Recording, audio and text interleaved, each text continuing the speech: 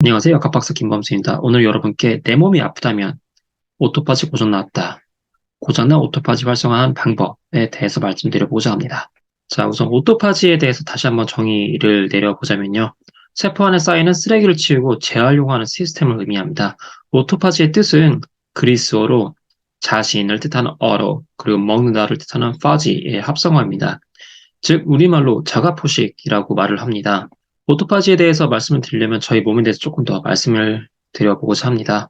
저희 몸은 약 60조 개의 세포로 구성되어 있습니다. 그리고 이 세포들은 매일 활동에 필요한 에너지와 물질들을 만들어내고 있습니다. 즉, 에너지와 물질이 만들어내는 과정에서 기능이 저하된 세포 소기관, 그리고 변형이 된 단백질, 세포 소질의 노폐물과 같은 쓰레기가 지속적으로 발생을 하고 있습니다. 이러한 쓰레기는 세포 안에 계속 쌓이면 세포 기능이 떨어지고 세포 사멸에 이르게 됩니다. 그래서 이러한 우리 몸 안에 있는 세포 쓰레기들을 정리하고 수거하고 다시 재활용하는 게 오토파지입니다. 오토파지는 세포 내의 필수적인 메커니즘입니다. 즉, 오토파지는 우리 인체에서 굉장히 주요한 생리 과정에 있어서 기능들을 수행을 하고 있습니다.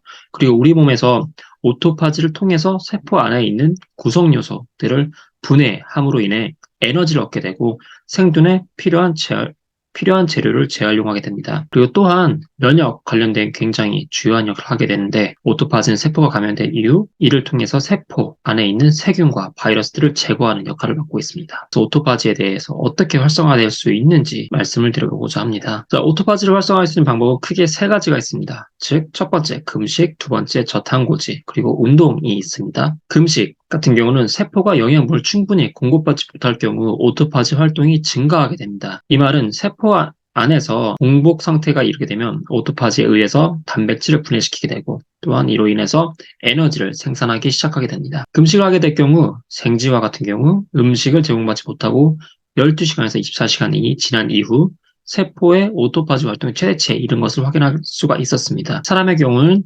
12시간에서 16시간 이후에 오토파지가 일어나는 것으로 추측을 하고 있습니다. 오토파지 활성화 방법으로 격일 금식을 뽑을 수가 있는데, 격일 금식은 하루는 평상시대로 식사를 하고 그리고 다음 날은 단식 또는 소식을 하는 것을 일컫습니다. 또한 간헐적 단식으로 두 가지를 말씀드릴 수가 있습니다. 첫 번째, 5데이 다이어트. 즉, 5일은 평소대로 식사를 하고 그리고 나머지 일은 단식을 하는 것입니다.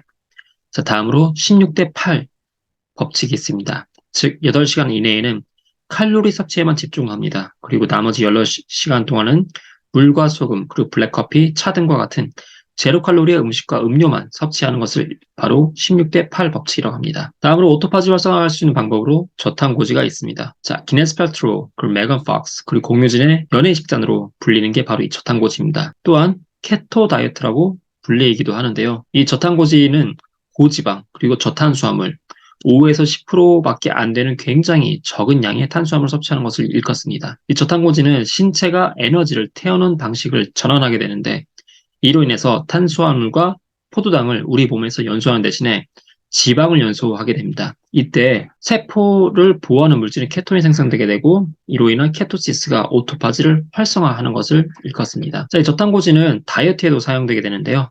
빠르게 체중을 감량하는 식단으로 사용되는 게 바로 저탄고지입니다. 그리고 저탄고지에는 저탄고지 식단으로 지방이 많은 유제품, 고기, 버터, 무가당, 초콜릿 등과 같은 코코넛 오일 등을 섭취하는 것을 일컫습니다.